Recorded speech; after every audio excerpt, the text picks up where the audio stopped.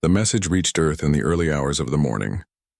Across the quiet blue planet, news channels, military outposts, and colony stations repeated the same line over and over again.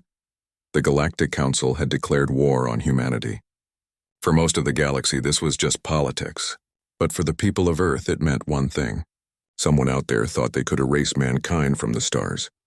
The declaration came from a tall, silver-skinned alien named Varn Threx, a High Admiral of the Dominion Fleet. Standing before hundreds of representatives in the Great Council Hall, he spoke with cold arrogance. He called humanity a violent mistake of evolution, a danger to civilization itself. He promised to bring peace to the galaxy by removing the human race. His words echoed through the chamber as the Council's seal of war burned in the air. Many cheered. They truly believed humans were nothing more than wild animals playing with stolen technology. But light travels faster than reason, and soon the declaration reached Sol. In the orbital command hub of Earth Defense, General Elias Grant stared at the holographic message. He didn't blink. He didn't shout. He simply leaned back in his chair, his hands clasped before him, and said quietly, "So they've decided to test extinction." The officers around him stayed silent. Everyone knew what it meant. The Council's fleets were vast, billions of ships, countless soldiers, and endless resources. Humanity was smaller, scattered, and still rebuilding after the Mars rebellion. But there was one thing the aliens had never learned. Humans never surrendered. Across the planet, factories that had been sleeping since peacetime roared to life. Old mines reopened, and the sky filled with the glow of ship engines. Engineers worked without sleep, building weapons no alien had ever seen. On the moon, scientists designed gravity bombs that could crush entire dreadnoughts. On Mars, miners joined the militia, their faces still blackened with dust. In orbit, the shipyards above Titan began to assemble a new fleet in total silence. People on Earth didn't panic. Instead, they grew calm, the kind of calm that comes before a storm. Families gathered their children and said quiet prayers. Soldiers looked up at the stars, wondering if they would ever see Earth again. Across the network, one simple message spread through every colony, every outpost, every ship. We survive. We endure. We fight. 3 days later, the sky above Earth burned. The Varn Dominion had arrived. 80 warships, each one larger than a city, came out of warp above the planet. They filled the sky like black suns, their hulls glowing with alien energy. Their leader, Admiral Threx himself, stood on his command deck and smiled. "Send the warning shot," he ordered. "Let them see who rules the galaxy." Beams of light lanced down, cutting through the upper atmosphere. The alien fleet expected chaos, screaming, and surrender. Instead, they met silence. From behind the moon came a whisper, then a roar. Dozens of human ships rose from hidden docks, their engines burning blue. They were smaller, rougher, built from steel and willpower, but they moved like predators. The lead ship, the Atlas, sent out one transmission. Target confirmed. For Earth. The first railgun volley tore through space. Tungsten rounds the size of cars crossed the void at incredible speed. One Varn cruiser vanished in a flash of white light. The aliens didn't understand at first. Their shields didn't stop physical projectiles. They were built to block energy weapons, not chunks of metal moving at 10 kilometers per second. The second volley followed before they could react. Admiral Threx shouted for counterfire, but his commands were too late. Human ships swarmed like angry hornets. Fighter wings darted between dreadnoughts, dropping bombs and guided charges. A dozen alien ships turned to chase, but human pilots flew through asteroid fields and orbital debris with perfect precision. They didn't need advanced targeting. They needed instincts and something no AI could copy. The battle lasted 23 minutes. When it ended, half the Varn fleet was gone. The rest fled into deep space, their ships burning, their communications in chaos. Admiral Threx himself was among the few survivors, his flagship torn apart, his pride crushed. He watched Earth shrinking behind him and whispered in disbelief, "Impossible. They're just humans." Back on Earth, General Grant stood before the holoscreen showing wreckage orbiting high above. He said nothing for a long time. His officers looked at him, waiting for orders. Finally, he spoke in a calm voice. "Transmit this to the Galactic Council." He paused, then smiled slightly. "Congratulations. You've declared war on the most dangerous species alive." The message spread faster than any weapon. Across the galaxy, it was replayed, translated, and analyzed by every species. Many laughed at first. They thought it was human arrogance. But those who knew Earth's history didn't laugh. They remembered the Terran revolutions, the survival wars, the fall of the ancient AI empires. Humanity had fought itself for centuries and had never been broken. Now that fire was aimed outward, on the Council worlds, some began to worry. If they defeated the Varn fleet so quickly, one ambassador whispered, what will they do when the real war begins? Others dismissed it, saying the humans had only won by luck. But in the darkness of space, luck is just another name for skill born from desperation. Meanwhile, on Earth, the entire planet united in a way it hadn't in centuries. Nations that once argued now stood side by side. Rival corporations turned their factories into shipyards. Old flags were folded and replaced by one, the blue and white banner of the United Terran Defense. Soldiers trained on every continent. Scientists built new engines, stronger armor, faster weapons. Children in the streets drew stars and wrote messages to the soldiers who would defend them. In the training fields of Luna, recruits learned zero-gravity combat, clinging to the hulls of rotating ships. On Titan, engineers tested warp drives made from recycled alien wreckage. On Mars, officers studied captured Varn data, trying to understand their weaknesses. Humanity didn't waste time celebrating its first victory. It prepared for the next one. General Grant visited the wounded soldiers in the orbital medical stations. Some had burns, some missing limbs, but every one of them saluted when he passed. You've done well, he told them. But this is just the beginning. At night, he stood alone by the observation deck, watching the Earth spin below him. The blue oceans shimmered under the light of the sun, peaceful and fragile. He thought of his family, of the people sleeping under those clouds, unaware that entire fleets were now heading toward them. He clenched his hands behind his back and whispered, they think we're monsters. Let's show them what kind of monsters we are. In distant sectors, alien scouts picked up strange transmissions, whispers in the void, coordinates, and encrypted codes.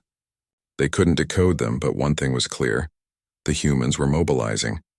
Every colony, every shipyard, every outpost had gone dark, and in that silence, something massive was being built. The Galactic Council prepared for a quick victory. Humanity prepared for survival. One side counted ships and soldiers. The other counted every reason to fight. The difference was simple but deadly. The Council wanted control. Humanity wanted to live. And in the long cold of space, the will to live is the deadliest weapon of all. The galaxy changed after the first battle. Everyone had expected the humans to be wiped out quickly, but instead the mighty Varn fleet had been destroyed. The Galactic Council could hardly believe it. Some said the humans had used forbidden weapons. Others claimed it was luck or trickery. But when the Council sent probes to the Sol system, they only found wreckage. Huge alien ships drifting like ghosts and tiny human vessels circling them like victorious hunters.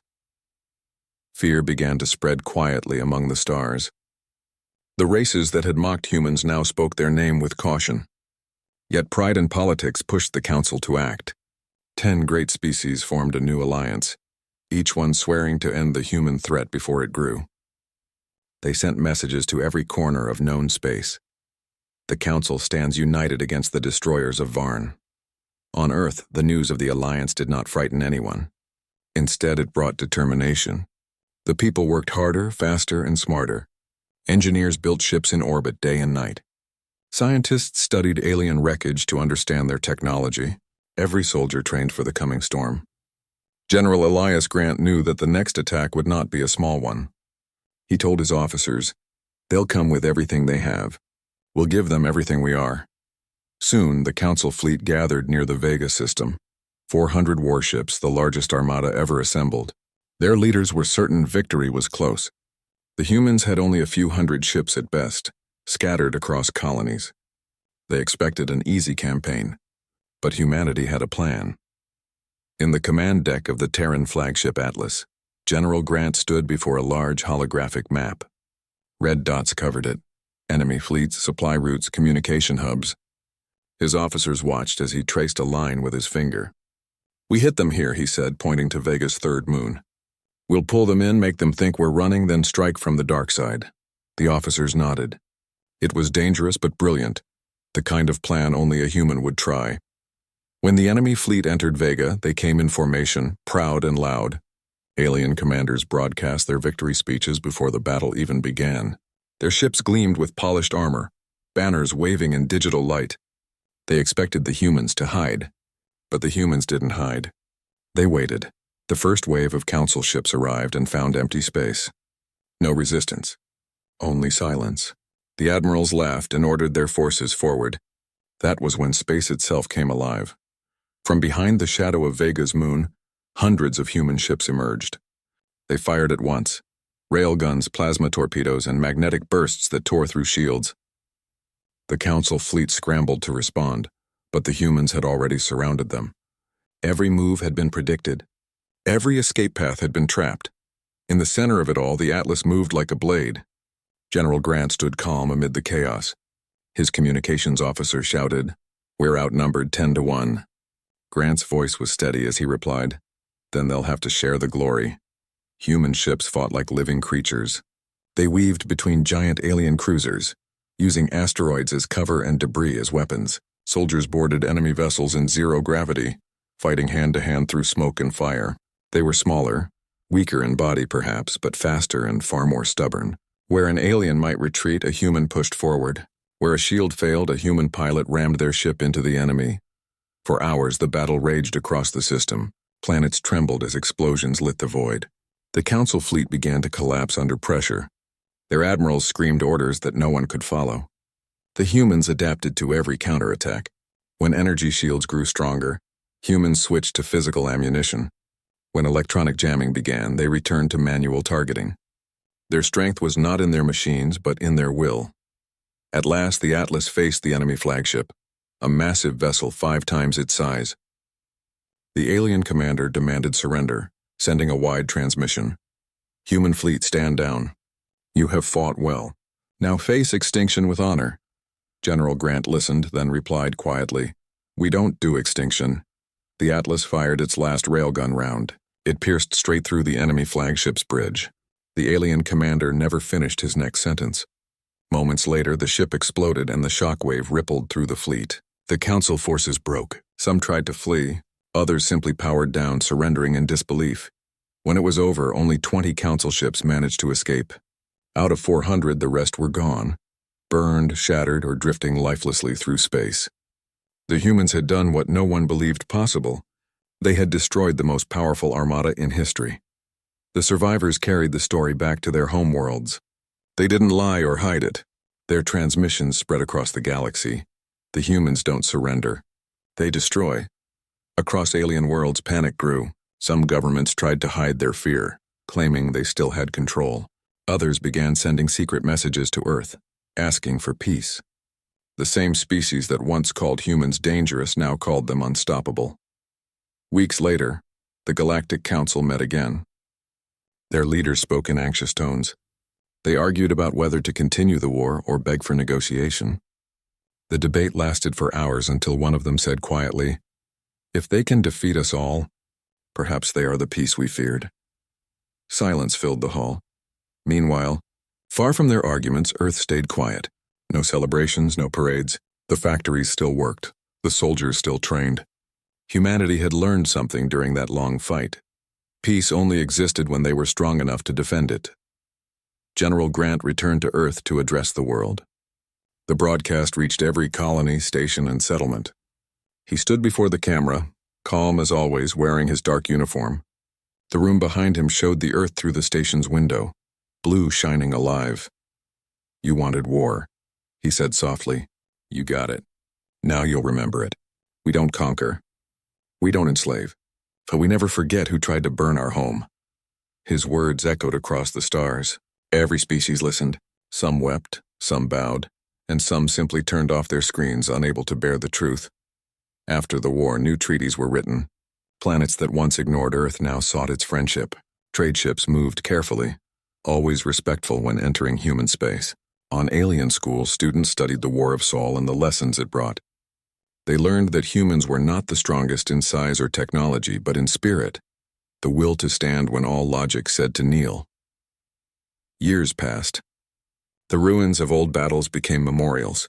Soldiers who had once fought enemies now shared stories with them. The galaxy entered an uneasy peace, but beneath it all, everyone remembered the same warning that had started it all. Every ship that entered human space carried those words engraved somewhere on its hull. Congratulations. You've declared war on the most dangerous species alive. Even centuries later, when children looked up at the stars, they would ask their parents about that phrase. The parents would smile and tell the story, how the galaxy underestimated a small, stubborn race from a blue planet who refused to die.